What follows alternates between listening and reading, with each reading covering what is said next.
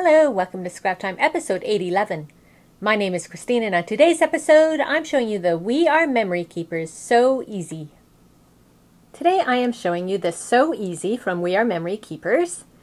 This is the one that you get with the handle and you get a straight stitch. You see it has these little spikes here. That's what makes the little holes in your paper.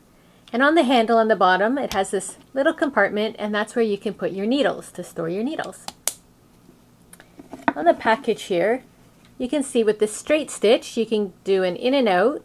You can do a back stitch to make it all together, or you can make holes and put little brads in them. Down here, you can see some other stitches that are available, and you would just buy the ends for those ones. I'm going to show you quickly how to use the So Easy. You need to have some sort of foam pad underneath. You can't just do it on a table because it won't puncture the paper.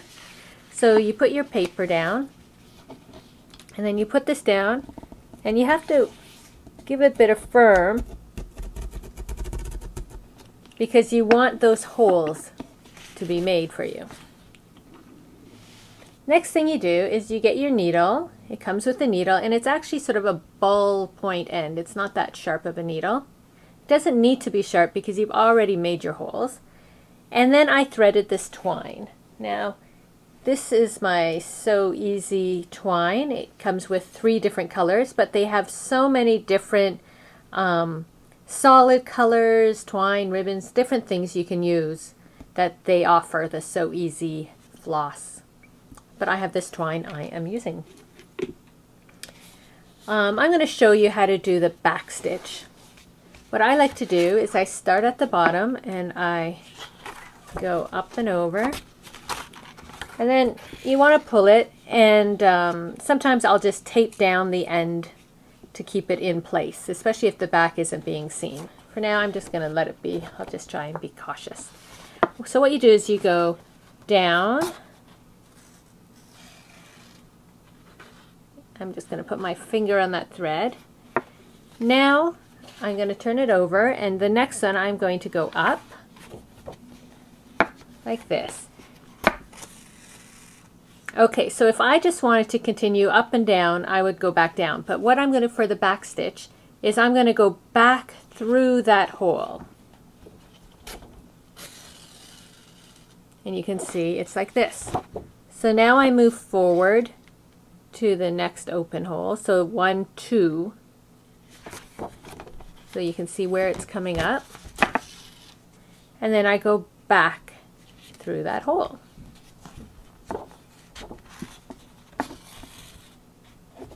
And you just continue like that. You go up and back. And that is how you get that continuous line of stitching. I'll just do a couple more here to show you.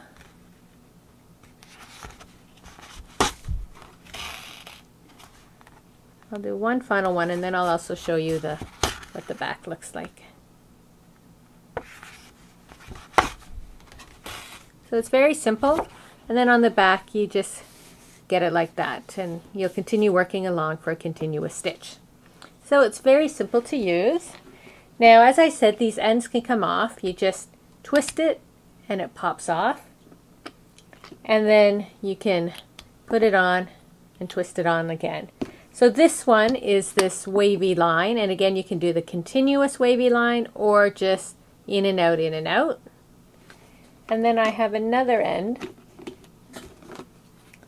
this one here, and you can do this zigzag pattern. There's a hole in the middle. You can do like this little arrow pattern or diagonal pattern, all with the same end. Now if you don't like sewing but you like the look of stitches, they also have a stamping one. So inside it's already inked. You don't have to worry about inking. Just going to do it here.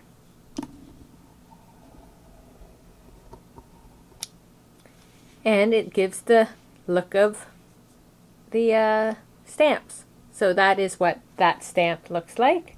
It's the Sew Stamper. And they have a few different ends. You've got your double stitching, your crosses, those ones, stars, little zigzags. So there's a few different ones to get the Sew Stamper. So if you like the look of stitching but don't actually want to do the stitching, this is a great alternative. So I just made a couple projects I'm going to share with you.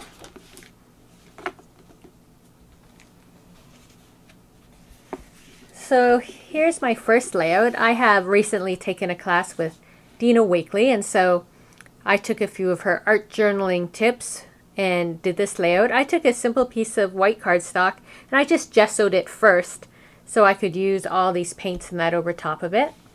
So I put a variety of paints here. So here we have that Sew Stamper. Then I used this So Easy sewing here with the zigzag, and I just did a little bit of that back stitch I was showing you there. This is some of the washi tape, and then I just sprayed a background there and wrote what the picture was from there. And I made a little postcard as well, still inspired by Dina.